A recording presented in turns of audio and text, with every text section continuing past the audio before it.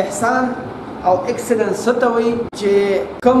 ریسورسز مونږه اویلیبل کولی شو، یعنی مونږه را پیدا کولی شو، زمونږه کم ریسورسز را پیدا کولی شو او خو پورا من تن پورا زور ولګو او بیا چې څه کیږي نو هغه مونږه په الله پاک باندې پریږدو، نو دغه ته به ایکسلنس مونږه وایو. نتیجې ته مونږه ایکسلنس نه وایو، نه چې مونږه په وس کې صدا هغه مونږه پورا ولګو، هغه کې کمی نه کوو او نور نتیجه په الله پاک باندې پریږدو، نو دغه به زمونږه د ایکسلنس لیول وي. هغې څه وایي چې نه که ته زور لګې که نه لګې خو چې نتیجه ښه ورکړې نو دا ایکسلنټ، او که نتیجه دې ښه ور نه کړه نو دا به ایکسلنټ نه وي. سمپل دغه فرق د هغې د بینچ مارک هغه نتیجه ده او زمونږ د بینچ مارک چې کوم دی د فیصلې هغه سټینډرډ چې کوم دی هغه نتیجه نه ده. د خدای د پاره